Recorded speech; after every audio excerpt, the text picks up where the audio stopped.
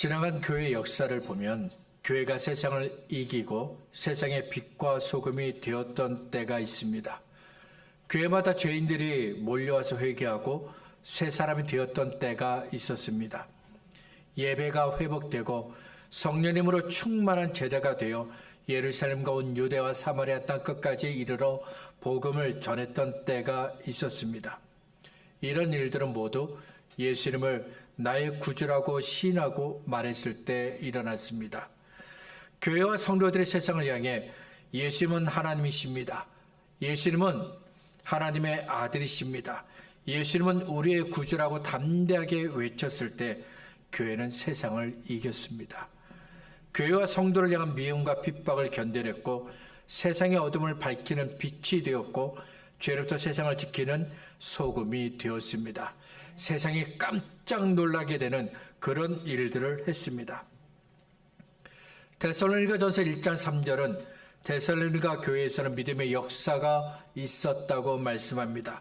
믿음의 역사, 예수를 믿었기 때문에 일어난 일들이 있었다는 겁니다. 데살로니가 교회 성도들은 그들이 만나는 사람들에게 예수님은 나의 구주이십니다라고 고백했습니다. 이렇게 예수님은 나의 구주라고 시인한 교회와 성도들을 위해 하나님께서 일하셨습니다.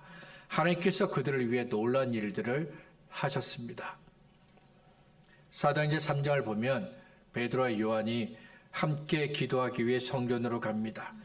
성전에 거의 도착했을 때 한 사람이 베드로와 요한에게 손을 내밉니다.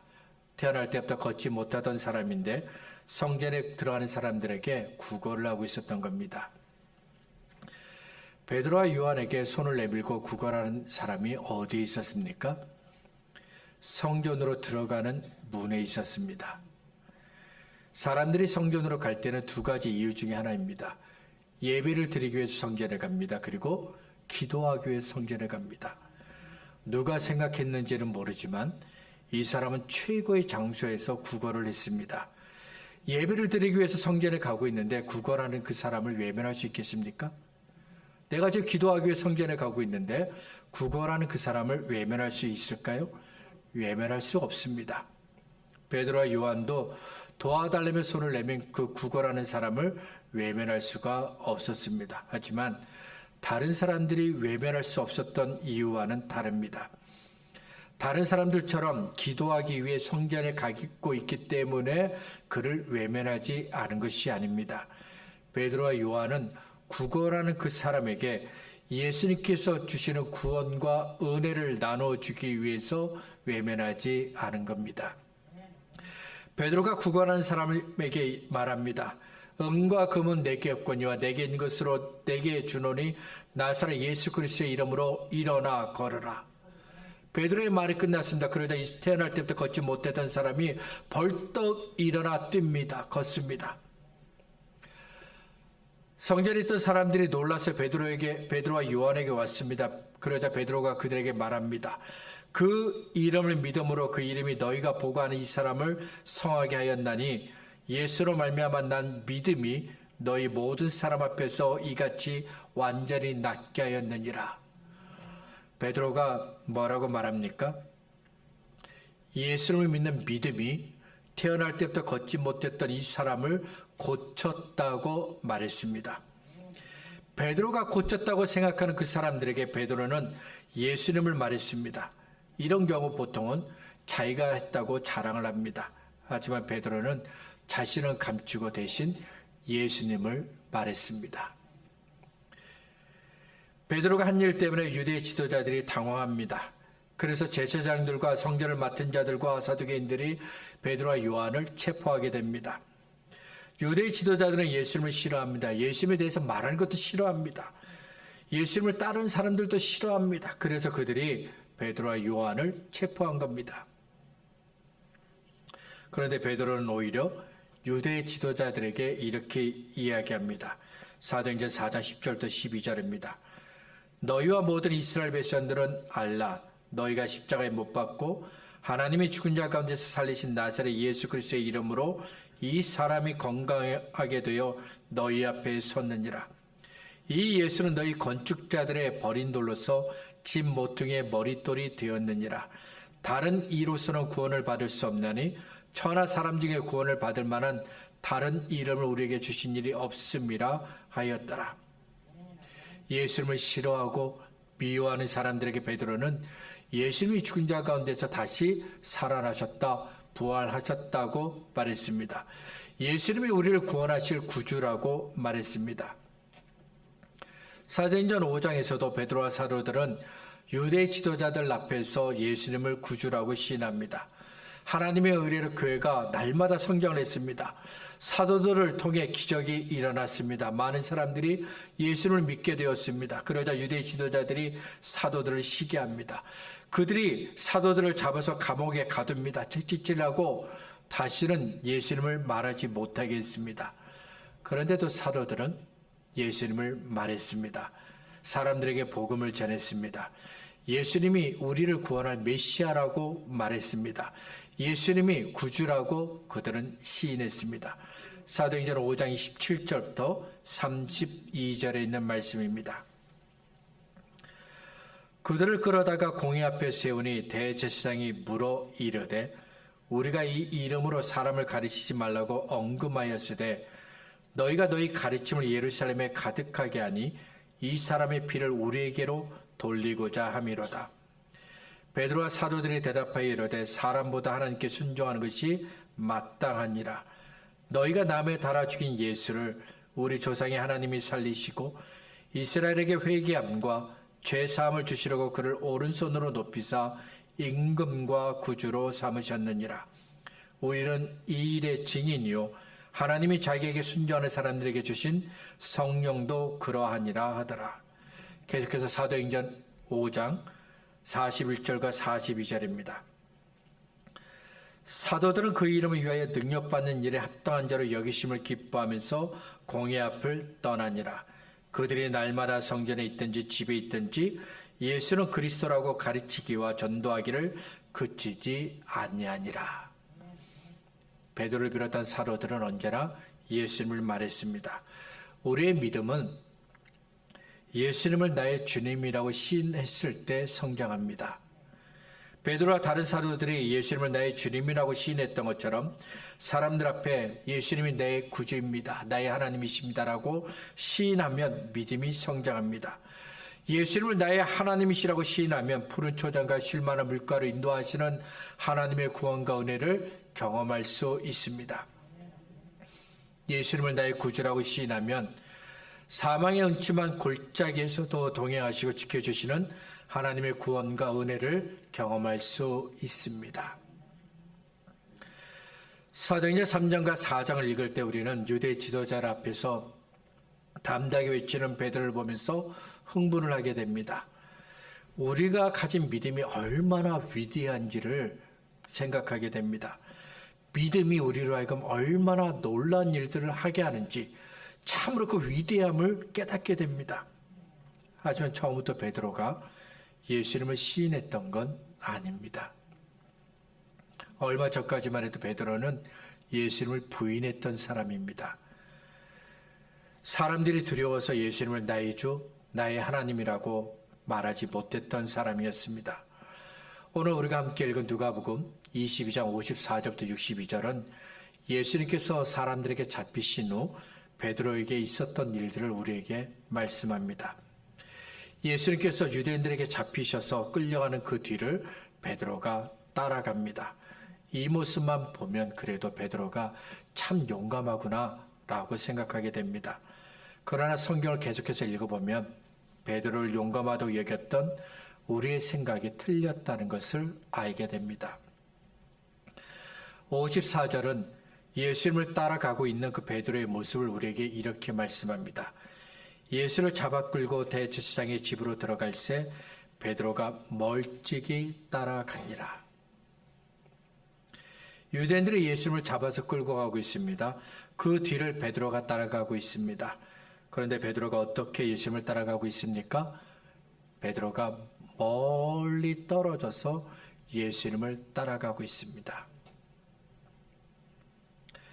예수님께서 베드로를 부르신 그날부터 베드로의 자리는 언제나 예수님 곁이었습니다. 그래서 예수님께서 변화산에 올라가셨을 때도 베드로는 함께 갔습니다. 예수님께서 겟세마네 동산에서 기도하실 때도 베드로는 함께 갔습니다. 보건서를 보면 베드로는 자주 예수님께 질문합니다. 자주 예수님께 도움을 요청합니다. 예수님께서 자기는 절대로 떨어지지 않겠다며 자신의 생명을 걸고 맹세하기도 했습니다. 그럼 베드로가 지금은 예수님으로부터 멀리 떨어져서 따라가고 있습니다. 왜 베드로가 멀리 떨어져서 예수님을 따라가고 있을까요? 유대인들이 잡아서 데리고 가고 있는 그 예수님과 나와는 상관이 없다는 겁니다. 그리고 베드로의 마음도 예수님으로부터 멀어졌기 때문입니다. 예수님이 유대인들에게 잡히면서 베드로는 예수님으로부터 멀어졌습니다. 몸이 멀어지면서 마음도 같이 예수님으로부터 멀어졌습니다. 요한복음 20장 1절을 보면 안식 후 첫날 이른 아침에 막달라 마리아가 예수님이 묻힌 그 무덤에 갑니다. 누가복음 24장 1절에서는 막달라 마리아를 포함한 여러 여자들이 예수님의 무덤에 갔다라고 말씀합니다. 예수님의 무덤으로 갔던 그 여인들은 예수님의 십자가 곁에도 있었습니다. 요한복음 19장 25절입니다. 예수의 십자가 곁에는 그 어머니와 이모와 글로바의 아내 마리아와 막달라 마리아가 섰는지라. 예수님 곁에는 늘 베드로가 있었습니다. 하지만 지금 예수님의 십자가 곁에는 베드로가 없습니다. 대신 예수님을 사랑했던 여자들만 있습니다. 베드로는 일부러 예수님으로부터 멀리 떨어졌지만 예수님을 사랑했던 그 여자들은 끝까지 예수님의 곁을 떠나지 않았습니다. 베드로는 예수님을 따라 대제사장의 그 집으로 들어갑니다. 그 뜰에 불을 피워두었는데 그 주변으로 사람들이 모여 있습니다. 베드로도 그 불 주변에 같이 있었습니다. 그때 한 여종이 베드로를 유심히 봅니다. 그리고는 베드로에게 당신도 예수님과 함께 있었다라고 말합니다. 그러자 베드로가 나는 예수를 모른다라고 대답합니다. 56절과 57절입니다. 한 여종이 베드로의 불빛을 향하여 앉은 것을 보고 주목하여 이르되 이 사람도 그와 함께 있었느니라 하니 베드로가 부인하여 이르되 이 여자여 내가 그를 알지 못하노라 하더라. 이번에 다른 사람이 와서 베드로에게 너도 예수님과 함께 있었다라고 말합니다. 그러자 베드로가 나는 예수님과 함께 있지 않았다고 대답합니다. 잠시 후 다른 사람이 와서 베드로에게 너도 예수님과 함께 있었다라고 말합니다. 그러자 이번에도 베드로는 나는 예수님을 모른다며 예수님을 부인했습니다. 예수님께서 잡히시기 전에 베드로가 예수님께 했던 맹세가 있습니다. 누가복음 22장 33절입니다. 주여 내가 주와 함께 오게도 죽는데도 가기를 각오하였나이다. 가고 싶습니다가 아닙니다. 각오했습니다. 결심했습니다. 맹세합니다. 베드로는 예수께서 어디로 가시든지 나는 따라간다고 맹세했습니다. 하지만 베드로의 맹세는 얼마 못 가 무너집니다. 오게도 같이 가고 죽는데도 같이 가겠다는 맹세는 사라지고 대신 예수님을 3번이나 부인합니다. 베드로는 일부러 예수님을 모른다고 부인했습니다.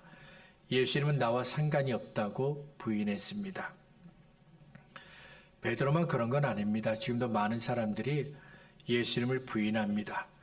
교회에서 예배를 드릴 때는 나는 예수님을 따라서 어디든지 간다고 말합니다. 예수님을 믿는, 하나님을 믿는 그 믿음으로 나는 세상을 이길 것이고 하나님께서 나를 어디로 인도하신지 나는 따라가겠습니다라고 맹세를 합니다.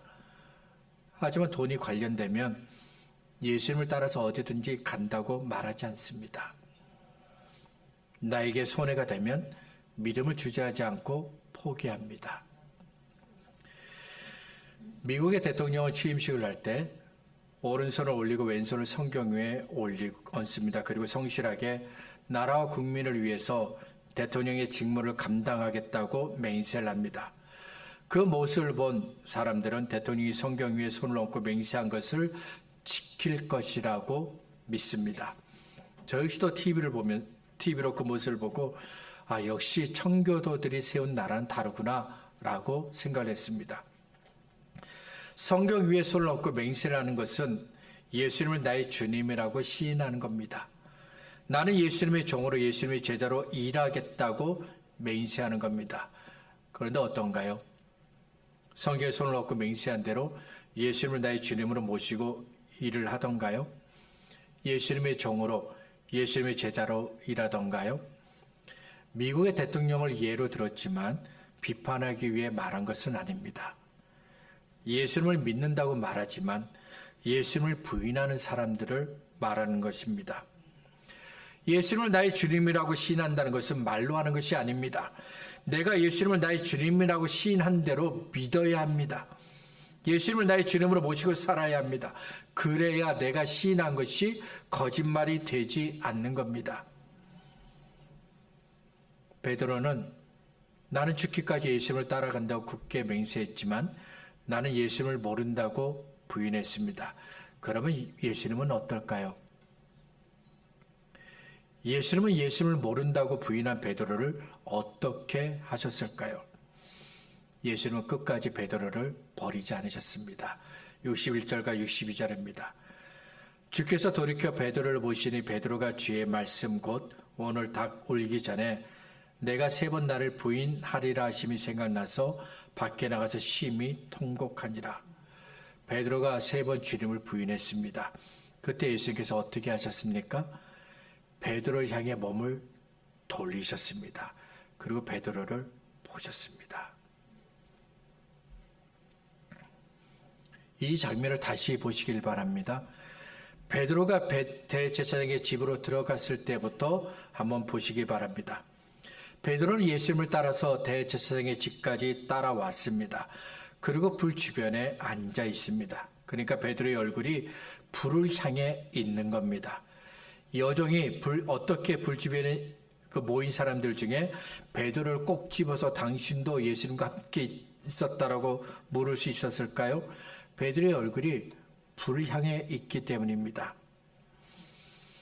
베드로가 왜 대제사장의 집에 있습니까? 예수님을 따라온 겁니다. 그러면 베드로가 누구를 보고 있어야 합니까? 예수님을 보고 있어야 합니다. 그런데 베드로의 얼굴이 어디로 향하고 있습니까? 베드로가 무엇을 보고 있습니까? 활활 타오르는 불을 보고 있습니다. 하지만 예수님은 그런 베드로를 보시기 위해서 몸을 돌리셨습니다. 61절입니다. 주께서 돌이켜 베드로를 보시니. 예수님은 베드로를 똑바로 보시기 위해서 몸을 돌리셨습니다. 지금까지 베드로는 예수님을 보지 않기 위해서 일부러 얼굴과 몸을 돌리고 있었습니다. 그런데 예수님께서 베드로를 똑바로 보기 위해서 몸을 돌리셨을 때 예수님의 눈과 마주쳤습니다. 예수님께서 베드로를 어떻게 보셨을까요? 어떤 눈으로 보셨을까요? 당신도 예수님과 함께 있었다며 물었던 그 여종과 어떤 사람은 베드로를 의심의 눈으로 보았습니다. 하지만 예수님은 베드로를 따뜻한 눈길로 보셨습니다. 3번이나 부인한 베드로를 불쌍하게 보셨습니다. 그리고 베드로를 용서하시며 보셨습니다. 사람들에게 잡히시기 전에 예수님께서 베드로에게만 하신 말씀이 있습니다. 누가복음 22장 32절 말씀인데 그러나 내가 너를 위하여 내 믿음이 떨어지지 않기를 기도하였노니 너는 돌이킨 후에 내 형제를 굳게 하라. 예수는 베드로의 믿음이 떨어지지 않기를 위해서 기도하셨습니다.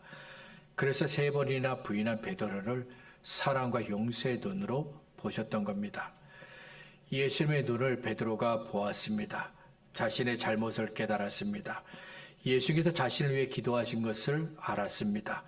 결국 베드로는 예수님의 용서와 사랑을 힘입어 회개의 자리로 돌아가게 됩니다. 그리고 예수님께서 말씀하신 대로 예수님을 부인했던 그 죄에서 돌아서게 됩니다. 때로 믿음이 약해질 때가 있습니다. 기도가 멀어지고 은혜가 멀어지고 예배가 낯설게 다가올 때가 있습니다. 이런 현상이 있으면 믿음이 병이 든 겁니다. 우리의 몸만 병이 드는 게 아니에요. 우리 영혼도 병이 들 수 있고 우리 믿음도 병이 들 수 있습니다. 믿음이 병들게 된 이유는 여러 가지입니다. 믿음이 병들었기 때문에 믿음이 약해진 것이고, 믿음이 병들었기 때문에 기도가 멀어지고, 은혜도 멀어지고, 예배는 나오지만 예배가 무척이나 낯설게 다가오는 겁니다. 이럴 때 우리에게 필요한 것은 회복입니다. 믿음이 회복되어야 합니다. 기도가 회복되어야 하고, 은혜가 회복되어야 합니다. 예배가 회복되어야 합니다. 하지만 회복은 우리가 노력하고 애쓴다고 되는 것이 아닙니다. 회복은 내가 하는 것이 아닙니다. 회복은 하나님께서 하신 겁니다. 회복하려면 먼저 눈을 들어 자비하신 하나님을 보아야 합니다. 나만 보고 있던 눈을 들어 하늘에 계신 하나님을 보아야 합니다. 세상의 유행과 사람들의 말과 사람들의 관심을 따라갔던 내 눈을 돌이켜 하늘에 계신 하나님을 보아야 합니다. 그래서 하나님의 눈과 내 눈이 마주쳐야 합니다. 예수님의 눈과 베드로의 눈이 마주쳤던 것처럼 하나님의 눈과 내 눈이 만나야 합니다. 이렇게 하나님의 눈과 내 눈이 마주칠 때 비로소 회복이 시작됩니다. 베드로는 사람들 앞에서 자신을 감췄습니다. 자기가 예수님과는 아무런 상관이 없다며 부인했습니다. 하지만 예수님은 아무것도 부인하지 않으셨습니다. 다 시인하셨습니다. 유대인들은 예수님을 대제사장의 집으로 끌고 갑니다. 그리고 눈을 가리고 희롱하고 모욕했습니다. 63절부터 65절에 있는 말씀입니다. 지키는 사람들이 예수를 희롱하고 때리며 그의 눈을 가리고 물어 이르되 선지자 노릇하라. 너를 친 자가 누구냐 하고 이외에도 많은 말로 욕하더라. 하지만 예수님은 아무런 저항도 하지 않으셨습니다. 채찍질을 맞으면 아픕니다. 하지만 조롱하고 모욕하면 마음이 아프죠. 그래도 예수님은 참으셨고 견디셨습니다. 잠시 유대인들이 예수님께 또 묻습니다. 70절입니다. 그러면 네가 하나님의 아들이냐? 대답하시되 너희들이 내가 그라고 말하고 있느니라. 예수님은 자신이 하나님의 아들이라고 대답하셨습니다. 베드로는 살기 위해서 나는 예수님을 모른다고 부인했습니다. 예수님과 함께 했던 그 모든 것들을 다 감춰버렸습니다. 하지만 예수님은 자신이 하나님의 아들이라고 시인했습니다. 그리고 이 대답 때문에 십자가에 달려 죽게 됩니다. 예수님은 십자가를 향해 정해진 길을 가셨습니다. 이 길을 가실 때 예수님은 아무것도 부인하지 않으셨습니다. 말씀을 정리하겠습니다. 누가복음 12장 8절과 9절에서 예수님께서 이런 말씀을 하셨습니다. 내가 또 너희에게 말하노니 누구든지 사람 앞에서 나를 시인하면 인자도 하나님의 사자들 앞에서 그를 시인할 것이요 사람 앞에서 나를 부인하는 자는 하나님의 사자들 앞에서 부인을 당하리라. 내가 사람들 앞에서 예수님은 나의 구주라고 시인했습니다. 그러면 예수님도 내가 예수님의 구원을 받은 사람이라고 인정하겠다, 시인하겠다고 하셨습니다. 그런데 만일 내가 사람들 앞에서 예수님을 부인했습니다. 교회에 다는 것을 감추고 예수님께서 내게 주신 은혜들을 감췄습니다. 내가 예수 믿는 사람인 것을 감췄습니다.